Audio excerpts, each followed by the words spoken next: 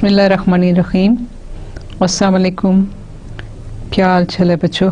I hope के जो पिछले जितने भी लेक्चर्स हुए आपको वो इंटरेस्टिंग लगे होंगे, आपको समझ आए होंगे। अगर नहीं समझ आए तो प्लीज़ दोबारा से लेक्चर्स देखिए, और फिर भी अगर नहीं होता तो अपने इंस्ट्रक्टर से आप कंसल्ट कीजिए। हमने पिछले लेक्चर में हायर ऑर्डर जो है वेक्टर वैल्यूड फंक्शंस और हायर डायमेंशनल जो हैं फंक्शंस की बात की थी। उस हवाले से हमने लिमिट्स डिफ़ाइन की थी। हमने उसकी आपको बताया था कि लिमिट जो है वो हम जो सिंगल वेरिएबल के साथ हम जब देखते हैं फंक्शन को, तो उसमें सिर्फ ये होता है कि लेफ़्ट हैंड साइड लिमिट और राइट हैंड साइड लिमिट, जब दोनों एक पर्टिकुलर पॉइंट पे जहां हमें लिमिट फाइंड आउट करनी होती है, तो उस पॉइंट पे अगर लेफ़्ट हैंड साइड से और राइट हैंड साइड से लिमिट अगर आती हैं और वो सेम हैं तो आपका जो है वो लिमिट एग्जिस्ट करती है। लेकिन जब हम मोर देन वन वेरिएबल की बात कर रहे होते हैं तो फिर हमारे पास जो है वो सिर्फ राइट हैंड साइड और लेफ़्ट हैंड साइड की बात नहीं होती, बल्कि हमें तमाम डायरेक्शन से देखना पड़ता है कि उस पॉइंट पे लिमिट जो है वो अप्रोच कर रही है या नहीं कर रही। तो हमें जो है वो डायरेक्शन को भी कंसीडर करना होता है। कोई एक भी डायरेक्शन अगर उसको मीट नहीं करती उसकी कंडीशन को और वो लिमिट सेम नहीं आती, तो हम कहते हैं कि उस पॉइंट पे हमारी लिमिट जो है वो एग्जिस्ट नहीं करती। हमने ये किया, हमने लिमिट की डेफिनेशंस की, उसकी लिमिट की हमने सारी की सारी प्रॉपर्टीज़ 2 वेरिएबल में हमने की, और 3 वेरिएबल में जिस तरह से हम 2 वेरिएबल में करते हैं एग्जैक्टली एक और डायमेंशन आप डाल के उसको 3 डायमेंशन में कन्वर्ट कर सकते हैं, उसको 4 डायमेंशन में कन्वर्ट कर सकते हैं। अगर हम 2 डायमेंशन में रह के काम करें तो हमें प्लेन में हम काम कर रहे होते हैं तो हमारे लिए उसी को हम एक्सटेंड कर सकते हैं सरफेसेस में और 3D में।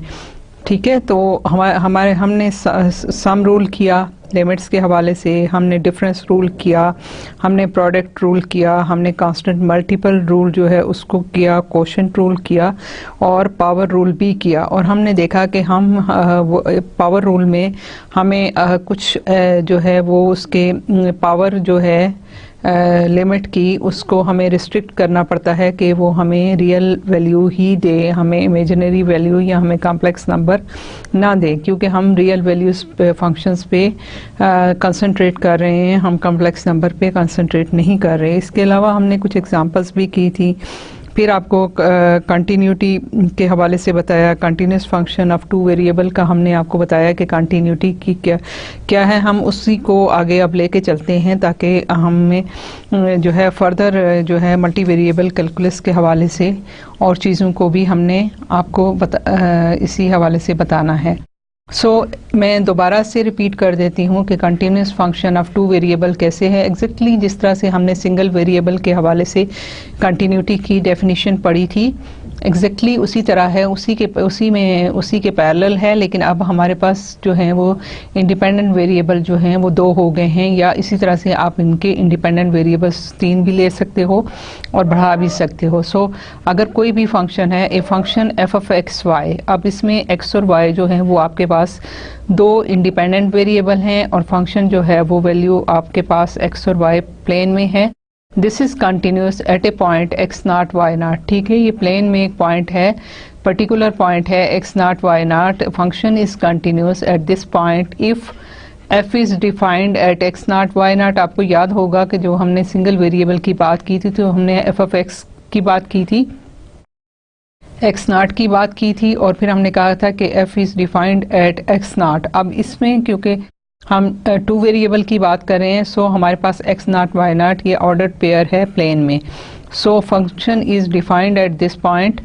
दूसरी बात क्या है कि limit when x y approaches to x naught Y naught. ठीक है, ये प्लेन में एक पॉइंट है, when it approaches to a particular point x naught Y naught then f of x y exist. इसका मतलब ये है कि ये अनडिफाइंड ना हो, इसकी वैल्यू एग्जिस्ट करती हो, कि जब हम लिमिट की बात करें तो वो एग्जिस्ट करता हो। और फिर तीसरी कंडीशन क्या है कि limit as x y approaches to x naught Y naught f of x equal to. ठीक है, कि हम जब लिमिट हमारी जब हम इसमें सब्स्टिट्यूट करें function f of x y में एक्स नॉट वाई नॉट, तो ये वैल्यू और लिमिट की वैल्यू वो दोनों इक्वल होनी चाहिए। सो हमारे पास ये तीन कंडीशन है कि एक तो एफ जो है वो डिफाइंड होना चाहिए इस पॉइंट पे, दूसरा उसकी लिमिट एग्जिस्ट करनी चाहिए, तीसरा उसकी लिमिट और फंक्शन की वैल्यू एट दैट पॉइंट जो है वो सेम होनी चाहिए। तो ये है फंक्शन इस पॉइंट पे कंटिन्यूस। फिर हम कहते हैं कि ये फंक्शन जो है वो एक्स नॉट वाई नॉट पे कंटिन्यूस है, और अगर ये function with in its domain जो है हर पॉइंट पे कंटिन्यूस हो, हर पॉइंट पे ये कंडीशन फुलफिल करती हूँ, तो फिर हम कहते हैं कि function is continuous if it is continuous at every point of its domain. ठीक है, कि हम कंटिन्यूस की, हम पर्टिकुलर पॉइंट की फिर नहीं नाम लेंगे, हम पर्टिकुलर पॉइंट की बात नहीं करेंगे, बल्कि पूरे डोमेन के अंदर फंक्शन की कंटिन्यूटी की बात करेंगे। अब यहाँ पे है show that f of x Y is equal to 2xy divided by x square plus y square when x comma y, ये ऑर्डर पेयर, ये पॉइंट जो है when it is not equal to 0 0। ठीक है, ये ऑर्डर पेयर जो है ये ओरिजिन पे नहीं है, तो हमारे पास फंक्शन की ये वैल्यू है और फंक्शन की वैल्यू 0 है अगर हमारे पास X Y is equal to 0 0 है। ठीक है, is continuous at every point except the origin. ठीक है, आप देखिए कि एक्स और वाई और ये जो है रियल नंबर्स हैं, और ये फंक्शन जो है आपका, ये आपका फंक्शन हर वैल्यू के लिए कंटिन्यूस है, लेकिन हमने कहा कि अगर ये x 0 हो जाता है, y 0 हो जाता है, तो आपका डिनोमिनेटर जो है वो डिफाइंड नहीं रहता। ठीक है, लेकिन क्या है कि हमें गिवन है वैल्यू के फंक्शन एट x 0 y 0 जो है वो डिफाइंड है, कि उसकी वैल्यू गिवन है कि this is equal to 0 at x 0 y 0 पे। ठीक है, तो ये हमारा फंक्शन डिफाइंड है। हम लिमिट की हम देखेंगे कि एक तो ये है कि फंक्शन डिफाइंड होना चाहिए। पहली बात तो ये हो गई कि फंक्शन डिफाइंड है, हमने कहा कि इसकी वैल्यू गिवन है कि 0 अनडिफाइंड नहीं बताया हुआ। और दूसरी बात क्या है कि इसकी लिमिट एग्जिस्ट करनी चाहिए, और अगर लिमिट एग्जिस्ट करेगी तो उसकी वैल्यू और इसकी वैल्यू जो है वो सेम होनी चाहिए। सो हम दूसरी चीज़ चेक करेंगे कि क्या ये लिमिट एग्जिस्ट करती है या नहीं करती। उसके लिए लेट अस से कि हम ये function f of x consider करते हैं।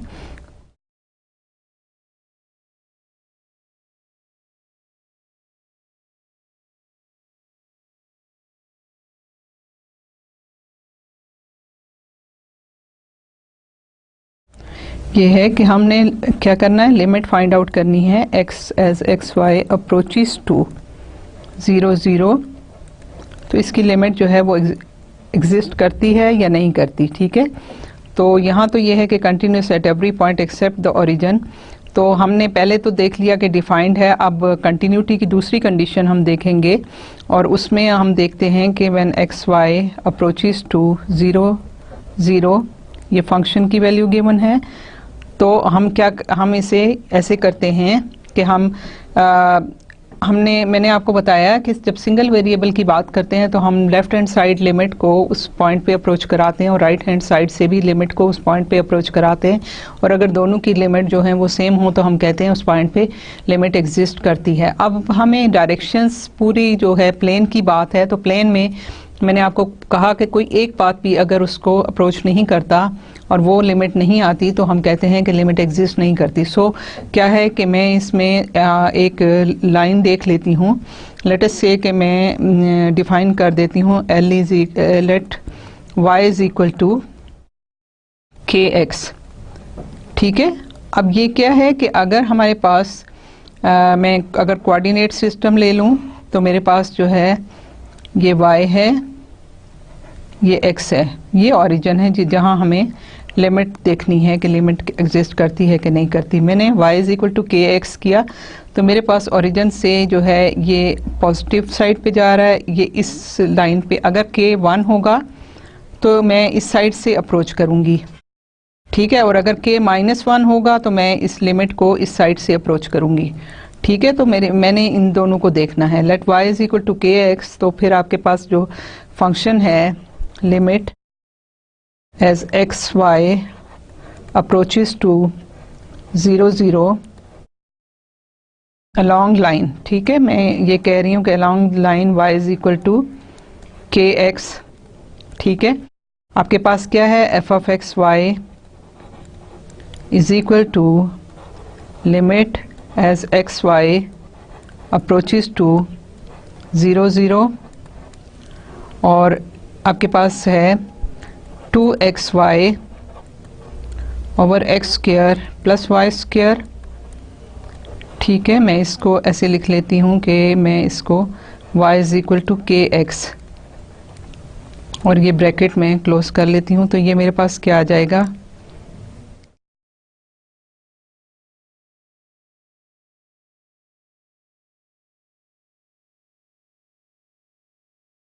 ये मेरे पास आ जाएगा limit as x y approaches to 0 0 और 2xy था तो 2x और y की जगह मैं उसको kx लिख रही हूँ। ठीक है, divided by x square plus y square. ठीक है, और y स्क्वायर की जगह भी मैं y की जगह में मैं kx स्क्वायर लिखती हूँ। ठीक है, तो मेरे पास ये क्या वैल्यू आ गई, limit when x y approaches to 0 0 ये मेरे पास आ जाता है 2k x square divided by x square plus k square x square. तो आप इसमें से कॉमन ले लीजिए तो आपके पास आ जाता है 2k over 1 plus k square. ठीक है, अब ये हमारे पास जो है वो के एक कांस्टेंट है। तो मैंने आपको बताया पहले कि अगर मैं के 1 लूँगी तो मैं उसको ओरिजिन को या 0 0 पॉइंट को अप्रोच कर रही हूँ फ्रॉम द फर्स्ट क्वाड्रेंट। अगर मेरा के माइनस है तो मैं जो है वो 0 0 कोऑर्डिनेट पॉइंट को थर्ड क्वाड्रेंट से अप्रोच कर रही हूँ। अब मैं यहाँ पे के को अगर पुट करती हूँ, लेट के इज इक्वल टू 1, तो मेरी ये वैल्यू जो आ जाती है वो आ जाती है 2 डिवाइडेड बाई 2 1। अब k को मैं अगर -1 पुट करती हूँ तो ये मेरी वैल्यू आती है -2 डिवाइडेड बाय 1 प्लस k, क्योंकि स्क्वायर है तो 1 ही होगा, सो -1। तो क्या हुआ कि मैं इस जो लाइन है y is equal to x, इस लाइन से जब मैं पॉजिटिव साइड से या फर्स्ट क्वाड्रेंट से अप्रोच करती हूँ तो मेरी लिमिट जो है वो 1 आती है। लेकिन मैं जब उसको -x से अप्रोच कर रही हूँ तो मेरी लिमिट जो है वो -1 आती है। सो जो दूसरी कंडीशन है कि लिमिट एग्जिस्ट करती है या कि नहीं, लिमिट डज नॉट एग्जिस्ट। ठीक है, हम कहते हैं कि लिमिट डज नॉट एग्जिस्ट। तो आपके पास जो कंडीशंस थी कंटिन्यूटी की वो ये थी कि पहला तो कंडीशन फुलफिल हो जाती है कि f is defined at this point. Limit जो है वो एग्जिस्ट नहीं करती, इसलिए कि दोनों साइड से दो डिफरेंट पॉइंट्स को जो हैं वो लिमिट आपको दो डिफरेंट लिमिट्स मिलती हैं अगर आप एक साइड से जाते हो या दूसरी साइड से जाते हो। सो ये वाली दूसरी कंडीशन जो है यहाँ फुलफिल नहीं हो रही। और अगर हम देखें तो हमारे पास जो है वो 0 0 पे एक्स नाट वाई नाट अगर 0 0 है तो फंक्शन की वैल्यू गिवन है 0 0। लेकिन आप देखिए कि जब हमने इसको अप्रोच किया तो ये लिमिट 1 आई और दूसरी लिमिट -1 आई। सो उसी पॉइंट पे अगर हम डिफरेंट डायरेक्शन से अप्रोच करें तो हमारी जो है लिमिट्स वो डिफरेंट आती हैं। So this function is not continuous at the point 0 0। So यही बात हम कहते हैं कि 2 path test for non existence of a limit. 2 path test के 2 मुख्तलिफ रस्तों से, एक पॉजिटिव साइड से हम आए, एक हम नेगेटिव साइड से आए, कि if A function f of x has different limits along 2 different paths as x y approaches x naught y naught। ठीक है, ये पर्टिकुलर पॉइंट है जो हमारे प्रीवियस एग्जाम्पल में हमने 0 0 लिया था। हमारे पास जो है वो अगर हम 2 डिफरेंट पाथ से आते हैं और एक्स वाई जो है वो अप्रोच करता है एक्स नाट वाई नाट को, then limit x y approaches to x naught y naught, then the limit of function f of x y does not exist. कि अगर ये 2 डिफरेंट पाथ से आपकी डिफरेंट लिमिट्स हों तो हम मतलब आप कह सकते हो ना कि इतनी सारी लिमिट है, इन्फिनिट नंबर ऑफ लिमिट्स है। नहीं, लिमिट जो है उसकी डेफिनेशन यही है कि किसी पॉइंट पे भी लिमिट जो है वो किसी भी साइड से आप आओ, किसी भी डायरेक्शन से आप आओ, आपको सेम लिमिट मिलनी चाहिए। और फिर जो उस पॉइंट को आप सब्स्टिट्यूट करते हैं तो लिमिट और पॉइंट, उस पर्टिकुलर फंक्शन की value at that particular point जो है वो भी सेम होनी चाहिए। सो यहाँ पे ये है कि अगर लिमिट दो डिफरेंट वैल्यूज को अप्रोच कर रही है तो इसका मतलब है कि लिमिट एग्जिस्ट नहीं करती है। अब कंटिन्यूटी, हमने ये सिंपल टू वेरिएबल की बात की कंटिन्यूस फंक्शंस के हवाले से, इसी तरह आप इसको आराम से एक्सटेंड कर सकते हैं 3 वेरिएबल्स के लिए भी। इससे आगे भी जितने वेरिएबल आप इंडिपेंडेंट वेरिएबल लेते जाएं, आप कंटिन्यूटी की डेफिनेशन उसी हवाले से, मतलब अगर आपके पास 3 वेरिएबल की बात हो रही होगी तो स्पेस है। तो अभी तो हमने प्लेन की बात की कि हमने प्लेन में जो है 2 डायमेंशंस थी, एक्स और वाई, और हम किसी भी साइड से हमने ये एग्जांपल पर्टिकुलर की जिसमें हमने देखा कि हमने y is equal to x एक लाइन जो है उस पे हमने देखा कि लिमिट कैसे अप्रोच कर रही है।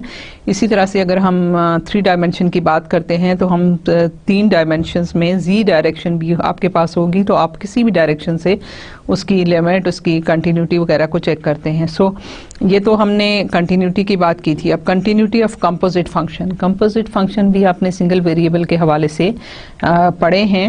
उसी को अगर हम एक्सटेंड करें 2 वेरिएबल और 3 वेरिएबल पे तो हम देखते हैं कि किस तरह से है कि if f is continuous at x naught y not. अब ये है कि फंक्शन जो है वो कंटिन्यूस है, इसका मतलब ये हुआ कि इस पॉइंट पे डिफाइंड भी है, इस पॉइंट पे उसकी लिमिट भी एग्जिस्ट करती है, और जो लिमिट है इस पॉइंट पे वो और फंक्शन की वैल्यू इस पॉइंट पे वो इक्वल हैं, ठीक है, सेम है। So if f is continuous at x naught y not, ये तीनों कंडीशन ये फुलफिल कर रहा है function, and g is a single variable function continuous at f of x naught y not. हम कहते हैं कि f जो है वो कंटिन्यूस है प्लेन के में, ठीक है। हम 2 वेरिएबल की बात जब कर रहे हैं तो ये एक प्लेन में पॉइंट है, और g जो है वो this is single variable function, ठीक है, विच is continuous at this function value. ये जो फंक्शन आपको देता है ये सिंगल वैल्यू देता है, और ये आपको कह रहा है कि जी जो है वो सिंगल वेरिएबल फंक्शन है कंटिन्यूस एट दिस पॉइंट, ठीक है, ये पॉइंट है। सो ये सिंगल वेरिएबल है जो कि अगर हम चाहें तो हम इसको z is equal to f of x naught Y naught लिख सकते हैं। सो ये क्या है, then the composite function which is defined as another function h, this is g, और ये आपका ये सर्कल है, हॉलो सर्कल जो है वो उसकी कंपोजिट फंक्शन को डिफाइन करता है। हमने सिंगल वेरिएबल के हवाले से भी इस चीज़ को देखा था।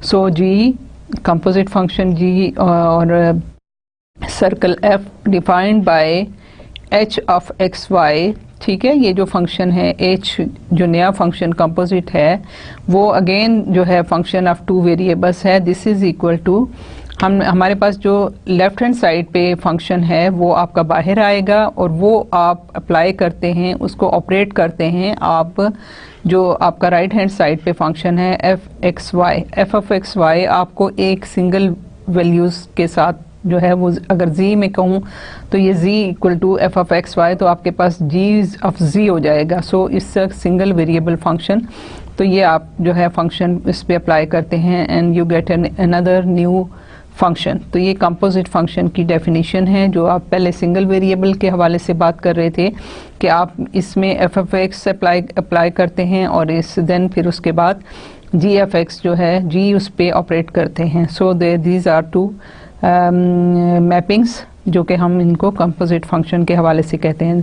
तो क्या हम कह रहे हैं, हम कह रहे हैं कि अगर f कंटिन्यूस है at in a plane at a point, ठीक है, in a plane x naught y naught, और g is a single variable function which is continuous at function value this thing, then the composite function defined by this expression is continuous at x naught y naught. कि अगर ये दोनों function continuous हैं at x naught y naught पे तो उनका composite function जो है वो भी कंटिन्यूस होगा उस पॉइंट पे। For example the composite function e raise to the power x minus y। अब देखिए ये जो आपका एफ ऑफ एक्स है वो ये है x कॉमा y, ठीक है, x माइनस y, और आपका जो g है वो e raise to the power function f है। सो मैं इसको लिख सकती हूँ, ये आपने पहले भी किया हुआ है। अगर मैं इसको देखूँ तो ये मेरे पास है F of X comma Y is equal to X minus Y, और जी जो है जी है आपके पास E raise to the power some F, ठीक है। तो आपके पास ये फंक्शन है, और ये फंक्शन जब आप सब्स्टिट्यूट करते हैं तो आपके पास इसकी वैल्यू आ जाती है। सो ये कंपोजिट फंक्शन है। इसी तरह से ये फंक्शन आपका एफ ऑफ एक्स वाई है, और कॉज ऑफ जो है वो अगर मैं उसको थीटा कह लूँ, ठीक है, फंक्शन में डिफाइन कर लूँ, थीटा इज इक्वल टू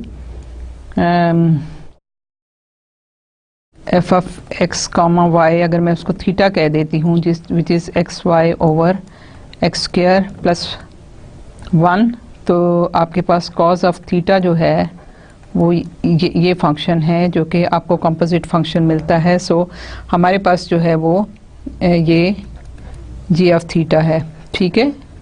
तो जी ऑफ थीटा जो है, जी ऑफ थीटा, और थीटा को आप लिखें तो G of F of X comma Y, ठीक है, ये इस तरह से लिखे जाते हैं। अगर आपको याद नहीं आ रहा तो आप कैलकुलस की किताब के इनिशियल जो चैप्टर्स हैं उनमें आप देखिए, आपको ये डिटेल में मिल जाएगा। इसी तरह से थर्ड जो एग्जांपल है वो log of 1 plus x square y square है। सो इसके जो लॉग के अंदर ब्रैकेट के अंदर जो आपकी टर्म हैं, ये आपका function f of x y है, और ये आपका जो है जी है ऑपरेटर जो आप इस पे अप्लाई करते हैं। सो इससे अनदर कंपोजिट फंक्शन। और आप देखिए कि ये क्योंकि कंटिन्यूस है for all values of x Y, इसी तरह से ये कंटिन्यूस है for all values of x Y, इसी तरह ये कंटिन्यूस है for all values of x Y. So हम ये कहते हैं कि these functions they are continuous at every point. ये ऊपर हमने डेफिनेशन दी थी continuous at x naught Y naught, अब ये है कि ये कंटिन्यूस हैं at every point in x y plane, ठीक है। जहाँ भी आप वैल्यू लें आपके पास, क्योंकि अगर एक्स वाई ज़ीरो भी है तो भी आपके पास log ऑफ 1 जो है वो ज़ीरो हो जाता है। So they are continuous at every point. अब हम बात करते हैं, ये सारा हमने देखा, हमने 2 वेरिएबल की बात की, हम इससे भी ज़्यादा आगे चलते हैं, functions of more than 1 variable की बात करते हैं। The definition of limit and continuity, ठीक है। जब हम अभी तो हमने ये डेफिनेशंस जो थी कंटिन्यूटी की, लिमिट की, और मुख्तलिफ जो इनकी प्रॉपर्टीज़ थी उनकी 2 वेरिएबल के हवाले से हमने आपको बताया। मैंने पहले भी आपको कहा कि इन्हीं को हम एक्सटेंड कर सकते हैं 3 वेरिएबल्स में, 4 वेरिएबल्स में। वही बात हम कह रहे हैं कि the definitions of limit and continuity for functions of 2 variables, ठीक है, ये जो हमने ऑलरेडी किया है। And the conclusions about limits and continuity, जो भी हमने कंक्लूड किया, ठीक है, फॉर सम्स, ठीक है, conclusion about limits and continuity for sums, products, quotients, powers and composite all extend to a function of 3 or more variables, ठीक है। ये आप इनको एक्सटेंड कर सकते हैं 3 या 3 से ज़्यादा वेरिएबल्स के साथ जो इंडिपेंडेंट हैं। Extreme values of continuous function on closed bounded sets. अब ये भी देखिए कि हमने सिंगल वेरिएबल की बात की थी, तो हमने कहा था कि जब भी हमारे पास बाउंडेड रीजन होगा, बाउंडेड सेट्स होंगे या क्लोज्ड इंटरवल होगा, तो हमारे पास एटलीस्ट एक जो है वो आपकी मैक्सिमम वैल्यू आती है, एक आपकी मिनिमम वैल्यू आती है। सो आपके पास मिनिमम एक मैक्सिमम एक मिनिमम वैल्यू आएगी। सो आपके पास किसी भी क्लोज्ड इंटरवल के अंदर एक्सट्रीम वैल्यूज लाजमी होंगी, क्योंकि जब आप फंक्शन की बात करते हैं तो मे बी वो उसके and points he extreme points हों, या अगर एक स्ट्रेट लाइन है और एक स्लोप पे है तो उसका लोअर जो पॉइंट होगा वो आपका मिनिमम जो पॉइंट होगा, और उसी तरह से आपका जो अपर होगा वो आपकी मैक्सिमम वैल्यू उस फंक्शन की होगी। इसी तरह से अगर कोई कर्व है तो जो उसकी पीक है तो वो वहाँ पे उस पॉइंट पे आपको फंक्शन जो है वो मैक्सिमम मिलेगा, जहाँ पे आपका डीप होगा तो वहाँ पे आपकी मिनिमम वैल्यू मिलेगी। इसी तरह से हम मोर देन 1 वेरिएबल की बात करते हैं तो extreme values of continuous functions on closed bounded sets. A function of a single variable that is continuous throughout a closed bounded interval a b takes on an absolute maximum value, ठीक है, and an absolute minimum value at least 1 in a b, ठीक है। मैंने आपको अभी बताया कि अगर आपके पास कोई भी फंक्शन है, ये आपके पास x है और ये एफ ऑफ एक्स है, सिंगल वेरिएबल की हम बात कर रहे हैं। तो कोई अगर एक स्ट्रेट लाइन है तो ये उसका इंटरवल है, तो ये इंटरवल अगर ये क्लोज्ड इंटरवल में है तो ये इसकी मिनिमम वैल्यू है फंक्शन की, ये उसकी मैक्सिमम वैल्यू है। अगर कोई इस तरह से आपकी कोई कर्व है तो ये एटलीस्ट जो है वो एक आपका ये मैक्सिमम वैल्यू देगा। इसी तरह से मिनिमम वैल्यू ये इस सब इंटरवल में ये भी मैक्सिमम वैल्यू आती है, और इसी तरह से जो कि लोकल मैक्सिमम और लोकल मिनिमम होते हैं। सो यहाँ पे भी लोकल मिनिमम आपको मिलता है, लेकिन एक ये वाली जो है ये आपकी मैक्सिमम है, इसी तरह से ये वाली जो है वो आपकी मिनिमम वैल्यू है। इस अगर ये सिर्फ ये फंक्शन हम देखें तो ठीक है। तो आप यही बात हम यहाँ कर रहे हैं कि at least once in a b के इंटरवल क्लोज होगा तो आपको कम से कम एक मैक्सिमम वैल्यू और एक एब्सोल्यूट मिनिमम वैल्यू आपको मिलेगी। The same is true for a function z equal to f of x y. ठीक है, अब आपके प्लेन की बात हो रही है, और ये आपके जो है आप एक प्लेन की बात कर रहे हो कि आपके जो फंक्शन है वो आपको इसी तरह से जो है वो मैक्सिमम और मिनिमम वैल्यूज देगा। That is continuous on a closed bounded set R in the plane. ठीक है, कि आपके पास जो फंक्शन जिस तरह से यहाँ हमने इंटरवल ए बी बात की थी, अब हमारे पास क्या है, bounded set R in plane. अब हमारे पास जो है वो सेट जो है वो प्लेन में है, एक बाउंडेड प्लेन है जिसमें हमारे पास एटलीस्ट एक मिनिमम और एक मैक्सिमम वैल्यू आपको मिलेगी। Like a line segment. ठीक है, लाइन सेगमेंट हो सकती है, ए डिस्क हो सकती है, और अ फील्ड इन ट्रायंगल है कि आपका बाउंडेड है तो आपके पास जो है वो कोई भी डिस्क है, कोई चीज़ है तो उसमें मैक्सिमम मिनिमम आपको एटलीस्ट वन मिलेगा। The function takes on an absolute maximum value at some point in R and an absolute minimum value at some point in R. ठीक है, तो कहीं पे भी आपकी मैक्सिमम मिनिमम अगर वो बाउंडेड आपका रीजन है। Find the limit. ठीक है, आपने लिमिट फाइंड आउट करनी। अभी हमने पहले पिछले लेक्चर में अगर आपको याद होगा कि अगर हम ये कहते हैं कि limit when x, y approaches to a point x naught y naught, तो x equal to x naught है। इसी तरह हमने देखा था कि limit when x, y approaches to x naught comma y naught, तो y की लिमिट जो थी दैट वाज y नॉट। इसी अगर डेफिनेशन को अप्लाई करें और इसको हम देखें तो ये this is equal to limit as point approaches to 1, 3, 4, 3 dimension में है x, y, z। तो ये क्या है, आपके पास 1/x हो जाएगा, plus limit when point approaches to 1, 3, 4, हम पॉइंट के बजाय हम इस p पॉइंट के बजाय हम इसमें x, y, z भी लिख सकते थे कि x, y, z approaches to 1, 3, 4। इसी तरह से point approaches to this is 1/y plus limit when point approaches to 1, 3, 4 1/z। अब ये डेफिनेशन जो हमने ऑलरेडी की हैं तो अगर उनको आप देखें तो आपके पास क्या आता है 1/1, क्योंकि हमने इसकी सब्स्टिट्यूट करनी है वैल्यू। ये x नॉट है, ये y नॉट है, ये z नॉट है। अब इसमें जो नेक्स्ट आपकी लिमिट है 1 डिवाइडेड बाय y नॉट आपके पास क्या है 3 है। इसी तरह से आपके पास z नॉट क्या है 1/4 है, सो इट इज़ 1/4। सो आपके पास जो है ये आता है 12 plus 4 plus 3 19/12। So limit of this function, ये आपका फंक्शन है एफ ऑफ एक्स वाई। तो limit when point approaches to 1, 3, 4 आपकी लिमिट जो है वो आप इस तरह से कैलकुलेट करेंगे। ये आपके 3 डायमेंशनल जो है उसमें लिमिट की डेफिनेशन और लिमिट का प्रॉब्लम जो है वो इस तरीके से सॉल्व हो रहा है।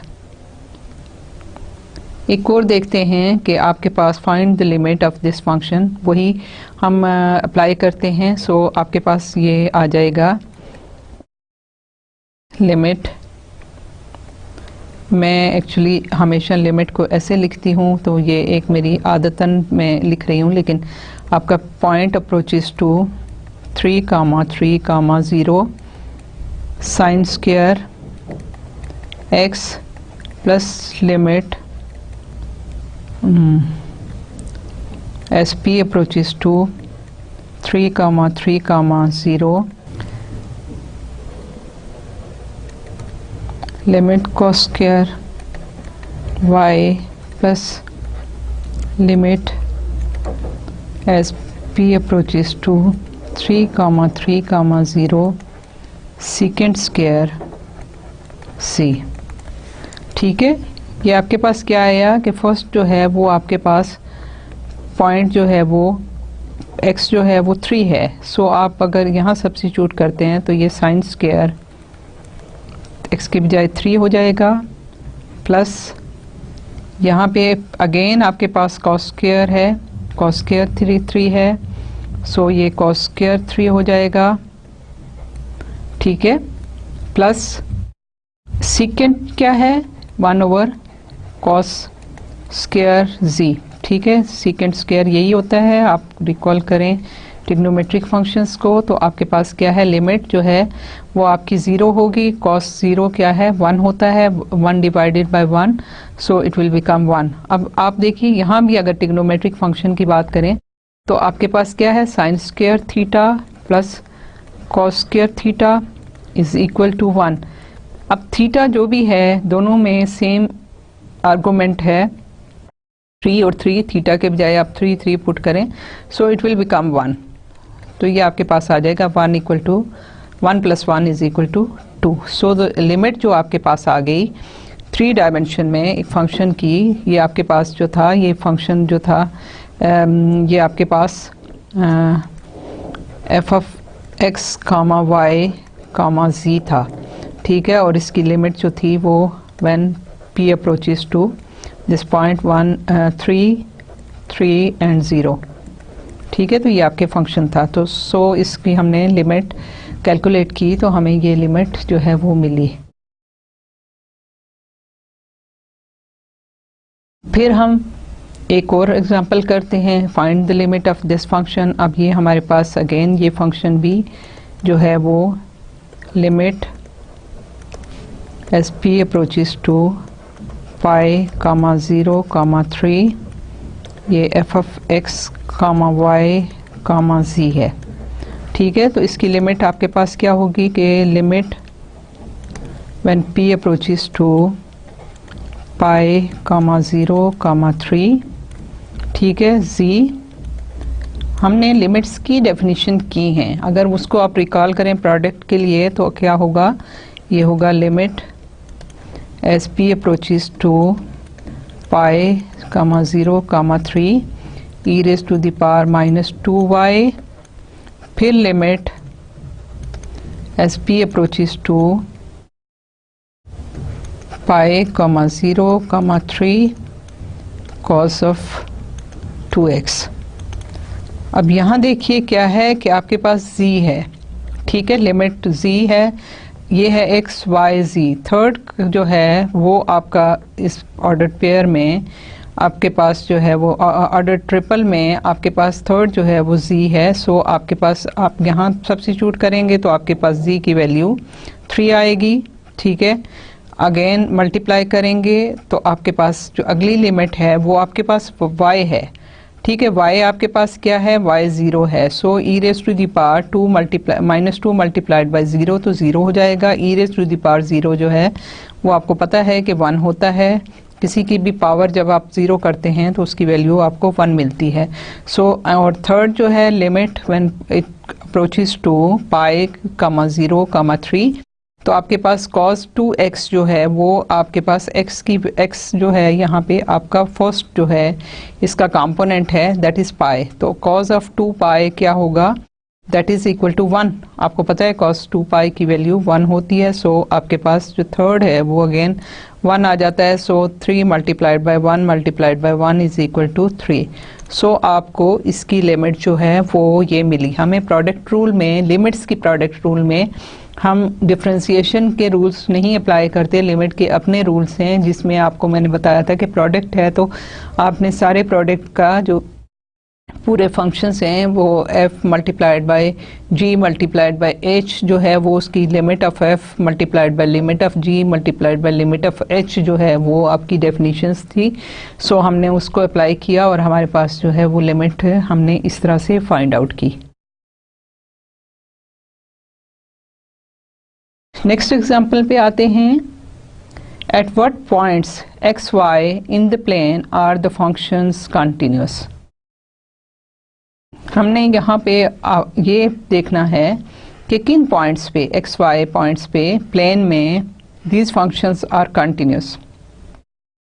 पहला अगर एग्जांपल हम देखें f of x Y is equal to sine x y x plus Y.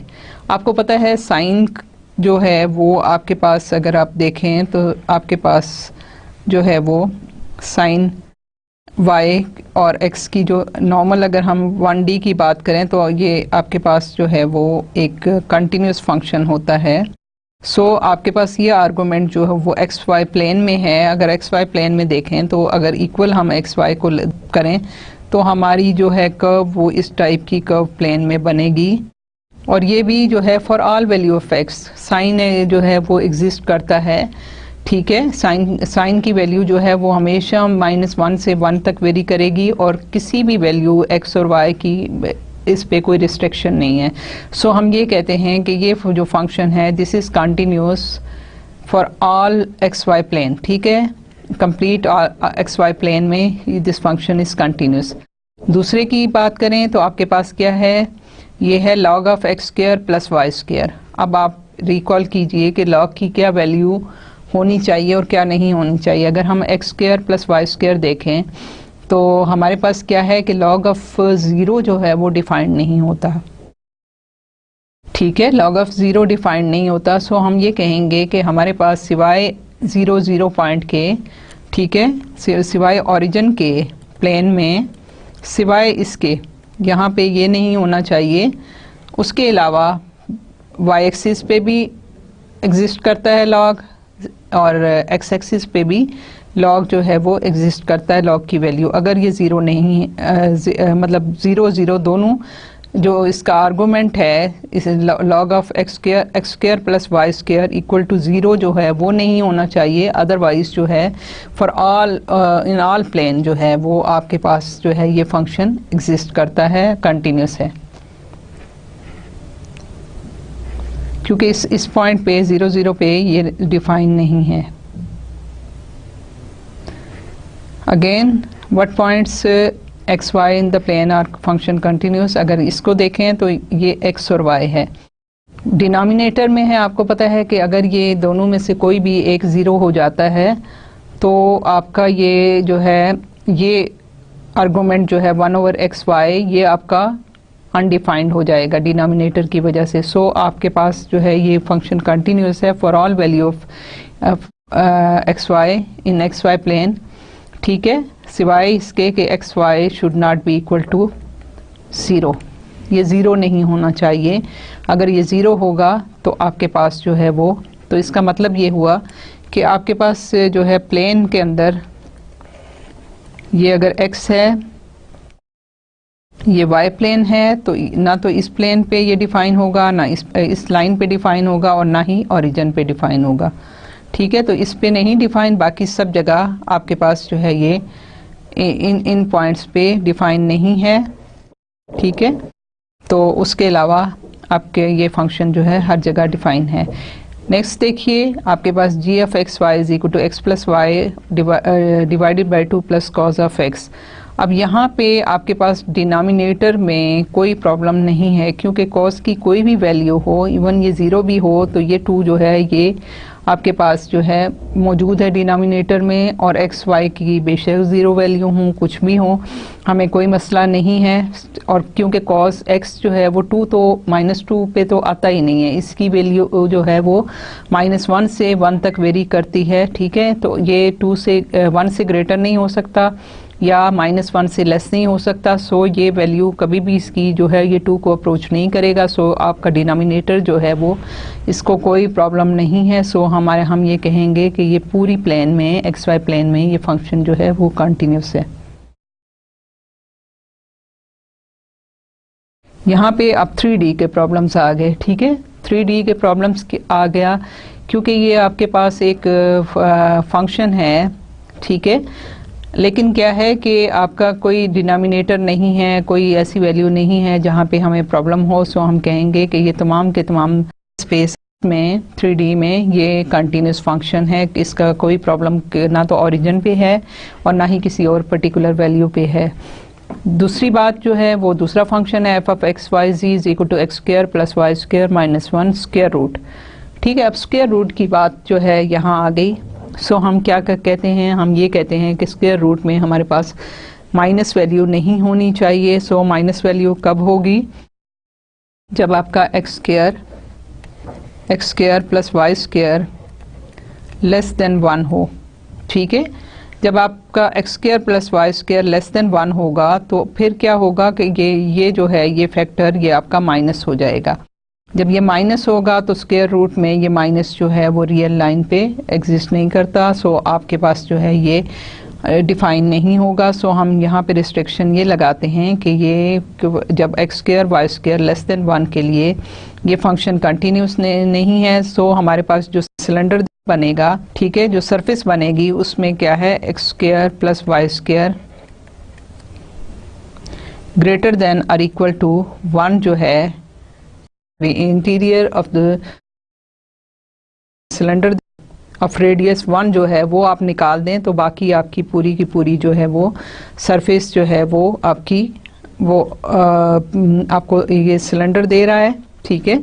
तो उस सिलेंडर में उस सारी सरफेस में आपके फंक्शन कंटिन्यूस है, सिर्फ इस रीजन में नहीं है कि आप अगर अपने उसमें z equal to this thing, तो आपके पास क्या है कि अगर हमारे पास ये z है, ये x है, ये y है, तो आपके पास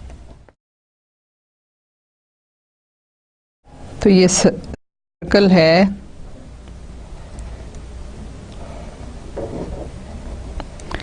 ये सारी इन्फिनिट तक है, ठीक है। ये सर्कल इधर से भी इन्फिनिट तक है, इधर भी इन्फिनिट है। तो सो ये रीजन हमारा निकल जाएगा और बाकी इसकी सॉलिड जो है, इसकी बाउंड्री जो है वो सारी की सारी इंक्लूडेड होगी जो हमारे कंटिन्यूस फंक्शन में आएगा। सो हम सिर्फ interior of this cylinder, infinite cylinder हम निकाल देंगे तो हमारा फंक्शन कंटिन्यूस हो जाएगा। At what points x, y, z in the space are functions are continuous? h of x, y, z is equal to x, y sin of 1 over z. अब ये देखिए कि हमें x, y से कोई problem नहीं है, हमें साइन से भी कोई प्रॉब्लम नहीं है, लेकिन यहाँ पे उसका जो आर्गुमेंट है 1 over z है। तो z अगर 0 हो जाता है तो ये जो चीज़ है ये आपकी अनडिफाइंड हो जाती है। सो हमारे पास जो है वो तमाम जो है स्पेस जो है वो उसमें ये फंक्शन कंटिन्यूस है except where z equal to 0, ठीक है। आपकी पूरी स्पेस में ये फंक्शन कंटिन्यूस है, सिर्फ जहाँ z 0 है वहाँ नहीं है। इसी तरह से नेक्स्ट पे देखिए, नेक्स्ट पे आइए, हमारे पास h of x y comma z is equal to 1 over x square plus y square, x square plus z square is equal to -1 जो है वो डिनोमिनेटर में है।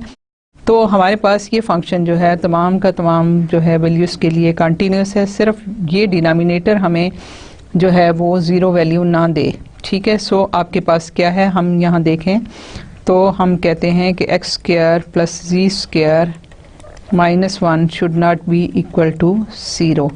सो x square plus z square should not be equal to 1, ठीक है। Simple equation है, solve की हमने, x square plus y z square it should not be equal to 1। So फिर आपका जो सर्कल बनते हैं z स्क्वायर के साथ, ठीक है, आपके x और z में अब और सिलेंडर है in the direction of y, ठीक है, उसकी एक्सिस ऑफ सिमेट्री ये है। आपके पास सर्कल्स हैं जिनका सेंटर ओरिजिन में है और वाई एक्सिस में ये सिलेंड्रिकल शेप है। सो आपका जो है सिर्फ और सिर्फ उस सिलेंडर की बाउंड्री जो है वो आप निकाल दें तो बाकी तमाम जगह पे आपका ये फंक्शन जो है वो कंटिन्यूस है।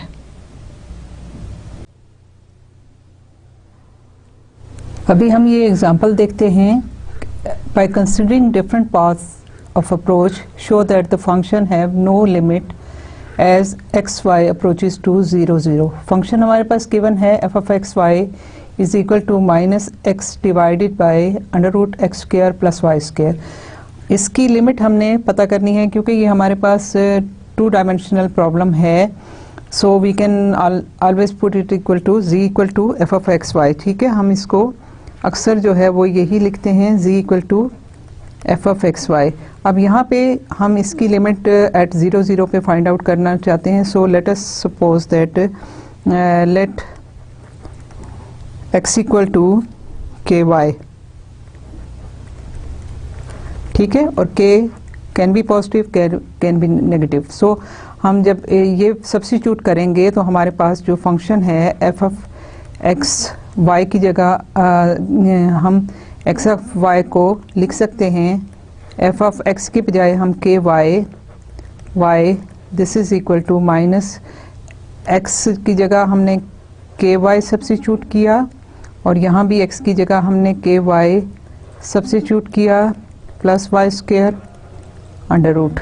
ठीक है, this is equal to minus k y divided by, यहाँ से अगर हम y कॉमन ले लें तो y हो जाएगा के स्क्वायर प्लस 1। ठीक है, तो यहाँ पे y कैंसिल आउट हो जाता है और वी विल लेफ्ट विथ के डिवाइडेड बाय के स्क्वायर प्लस 1। ठीक है, हमारे पास ये वैल्यू आ गई अगर हम ये सब्स्टिट्यूट करें। ठीक है, तो उसके बाद क्या है कि लेट के इज इक्वल टू या ग्रेटर देन 0 है, मीन्स के k की वैल्यू पॉजिटिव है। उस केस में क्या होगा, उस केस में आपकी जो लिमिट है वो यहाँ पे अगर फर्ज करें कि आपके पास k इज इक्वल टू 1 है। ठीक है, कोई भी वैल्यू है, अगर k 1 है तो ये आपके पास जो है एफ ऑफ y जो है that will be equal to minus 1 over 1 square. ठीक है, प्लस 1, तो ये आपके पास हो जाता है माइनस 1 बाय अंडर रूट 2।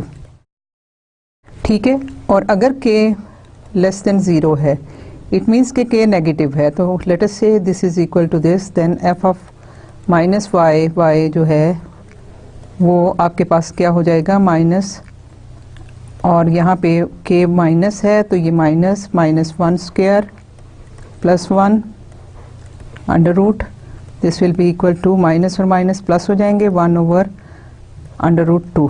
ठीक है, तो क्या है कि अगर के आपके पास पॉजिटिव है तो हमारे पास इसकी value minus 1 by under root 2 आती है, अगर के नेगेटिव है तो इसकी वैल्यू हमारे पास 1 बाई अंडर रूट 2 आती है। सो हमारी लिमिट अगर हम 0 0 को अप्रोच करना चाहें तो एक साइड से, जब पॉजिटिव साइड से आएंगे तो हमारे पास ये नेगेटिव वैल्यू है, जब नेगेटिव साइड से आएंगे तो पॉजिटिव वैल्यू है। सो हमारे पास जो है वो लिमिट एक अप्रोच नहीं कर रही। सो अगर मैं आपको ग्राफिकली बताना चाहूँ कि कैसे हो रहा है तो ये देखिए कि ये हमारे पास है कोऑर्डिनेट है x, ये कोऑर्डिनेट है y और हमारे पास ये कोऑर्डिनेट है z का। ठीक है, तो अब ये है कि x इक्वल टू y। ठीक है, हमने कि अगर x 1 है तो फिर क्या है x इक्वल टू y है, हमारे पास ये एक लाइन है जो कि x equal to y in xy plane में है। यहाँ पे आपके पास हम अगर positive side k is equal to 1 है तो ये हम पॉजिटिव साइड से अप्रोच कर रहे हैं टुवर्ड्स x0 y0 को। तो हमारे पास क्या है, हमारे पास जो लिमिट आ रही है वो माइनस, ये अगर मैं इसको देखूं 1 बाई अंडर रूट यूनिट लगाऊं तो z is equal to minus under root 2, तो ये हमारे पास यहाँ पे ये लाइन इधर से अप्रोच कर रही है। लेकिन क्या है कि अगर हमारे पास के माइनस 1 है तो for all value of x y positive हमारे पास x जो है वो नेगेटिव होगा।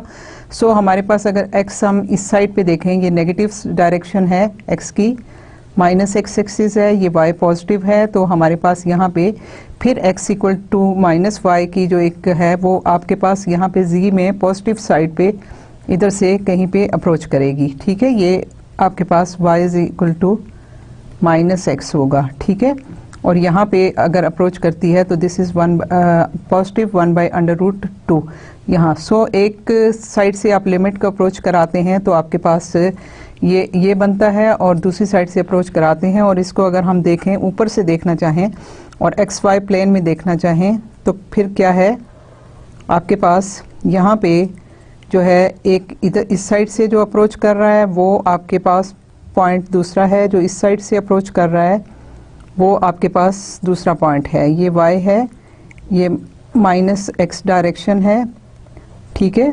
तो यहाँ पे आपके पास जो आपको पॉइंट्स मिल रहे हैं वो 0 0 -1/√2 मिलते हैं जब k पॉजिटिव है फॉर k ग्रेटर देन 0, और आपको 0 0 और 1/√2 पे अप्रोच करता है for k less than 0। So हमारे पास हम जो कह रहे हैं कि this have no limit as x y approaches to 0 0, यहाँ से प्रूव हो जाता है, क्योंकि हम अगर दोनों साइड से अप्रोच करें तो हमारे पास एक साइड पे पॉजिटिव लिमिट आती है, दूसरी साइड पे नेगेटिव वैल्यू आती है। सो हम जो है वो हमारे पास लिमिट यहाँ पे नहीं एग्जिस्ट करती। एक और आप देखिए example, by considering different path of approach show that the functions have no limit as x y approaches to 0 0। हमारे पास फंक्शन है x4 - y square divided by x4 + y square, ठीक है। हमने लिमिट देखनी है, हमने कंटिन्यूटी तो देखनी नहीं। कंटिन्यूटी देखें तो क्योंकि इस पॉइंट पे फंक्शन डिफाइंड भी नहीं है, लेकिन लिमिट उस पॉइंट पे डिफाइन हो सकती है जहाँ पे वो पॉइंट एग्जिस्ट ना करता हो। सो यहाँ पे हम इसको अगेन देखते हैं कि ये हमारे पास फंक्शन है, तो limit when x y approaches to 0 0 f of x comma y, ये हमें मिलना है। हम क्या कहेंगे, हम इसको देखते हैं एक्स वाई। अब यहाँ देखिए कि हम इसको, अगर हमारे पास ये पाथ है तो इसमें अगर हम लेटर से हम y को सब्स्टिट्यूट करते हैं, y = kx², ठीक है। हम अगर y को kx² सब्स्टिट्यूट करें तो हमारे पास क्या आएगा, दिस अप्रोचेस टू 0 0, ये पैराबोला है, ठीक है। आपके पास क्या है, ये पैराबोला की इक्वेशन है। अगर पैराबोला में k पॉजिटिव है तो आपका पैराबोला जो है वो एक्स वाई, ठीक है। तो आपका पैराबोला अगर k पॉजिटिव है तो पैराबोला आपका इस टाइप का बनेगा, और अगर k माइनस है तो आपका पैराबोला इस डायरेक्शन में बनेगा, ठीक है। k ग्रेटर देन 0 और k लेस देन 0, ये वाला आपके पास पैराबोला बनते हैं। सो अगर अलोंग y = kx², तो आपके पास क्या आता है, f of x y = limit as x y approaches to 0 0,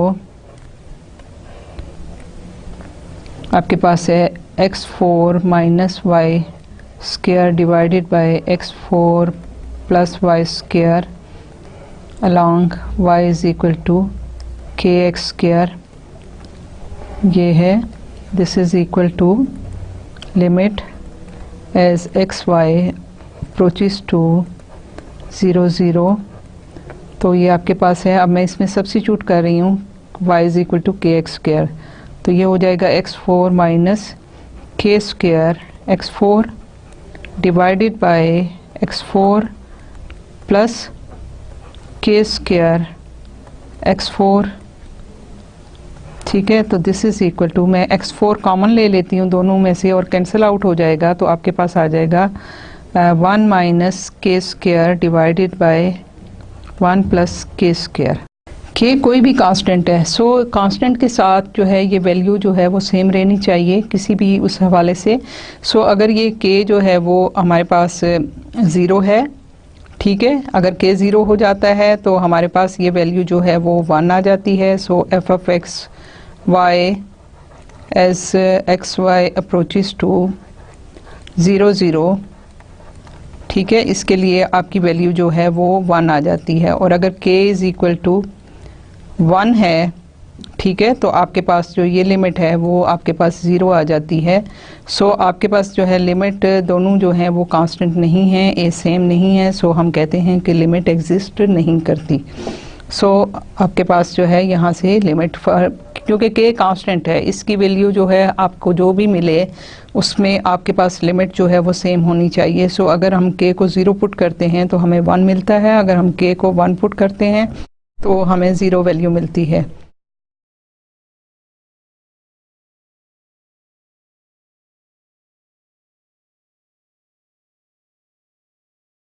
एक एग्जांपल हम लास्टली हम ये देख लेते हैं कि अगर हमारे पास है और इसमें अगर हम इसको देखें तो आपके पास फंक्शन जो है g x comma y given है, तो हमने इसकी limit at as x y approaches to 0 0 इसको चेक करना है। सो लेट अस से कि हम इसमें एक पाथ देख लेते हैं y इज़ इक्वल टू के एक्स। ठीक है, जब हम ये पाथ देखेंगे तो हमारे पास limit when G limit g of x y as x comma y approaches to 0 0 along y is equal to kx। ठीक है, हम ये लेंगे तो हमारे पास क्या आ जाती है, limit when x y approaches to 0 0 और ये फंक्शन है x minus y divided by x plus y at y is equal to के एक्स। तो ये आपके पास आ जाएगा x माइनस के एक्स और x प्लस के एक्स। तो ये आपके पास जो है वो अगर इसकी लिमिट आप देखिए तो ये आपके पास है 1 माइनस के ओवर 1 प्लस के। अगेन आप देखिए कि अगर हम इसकी के को हम जो है 1 पुट करते हैं, इफ़ के इज़ इक्वल टू 1 तो आपकी वैल्यू जो है वो फंक्शन की वो इक्वल टू 0 आती है।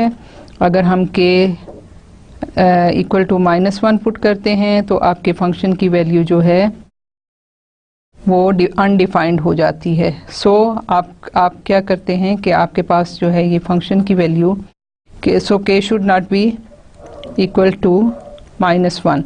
सो हमारे पास अगर हम इसकी 0 पुट करें, ठीक है, के को अगर हम 0 पुट करें तो फिर ये आपके पास जो है वो फंक्शन की वैल्यू जो है वो 1 आती है। के को 1 पुट करें तो फंक्शन की वैल्यू 0 आती है। सो डिफरेंट वैल्यूज़ ऑफ के आपको लिमिट जो है वो डिफरेंट मिल रही है। सो इसका मतलब ये हुआ कि आपके पास जो है वो फंक्शन की लिमिट एग्जिस्ट नहीं करती। सो हमारे पास ये है कि हमें के फॉर ऑल वैल्यू ऑफ के कांस्टेंट है, एक ही वैल्यू मिलनी चाहिए किसी भी पाथ से आए।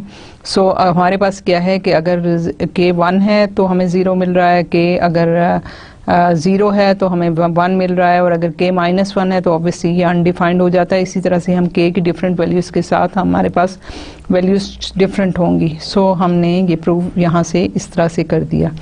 Thank you so much. आज का जो लेक्चर था वो हमने कुछ लिमिट्स की बात की, कुछ अनडिफाइंड लिमिट की बात की। मैंने आपको एक बहुत इम्पॉर्टेंट जो है इसका एस्पेक्ट बताया कि हम जिस तरह सिंगल वेरिएबल में लिमिट की बात कर रहे होते हैं तो हम लेफ़्ट हैंड साइड एक्सिस का राइट हैंड साइड जो है उसको अप्रोच करते हैं किसी भी पॉइंट पे, और उस पॉइंट पे हम लिमिट फाइंड आउट करते हैं। लेकिन जब हम 2 वेरिएबल या 3 वेरिएबल की बात करते हैं तो हम सिर्फ 1 या 2 पाथ देख के हम उसकी डेफिनेशन को ये नहीं कह सकते कि ये लिमिट एग्जिस्ट करती है या नहीं करती। उसके लिए हमें करना पड़ता है कि हमें तमाम डायरेक्शन से देखना पड़ता है, फंक्शन की जो बिल्ट है उसको देख के हमें उससे हवाले से जो है वो कोई उसकी डिसीजन करना पड़ता है।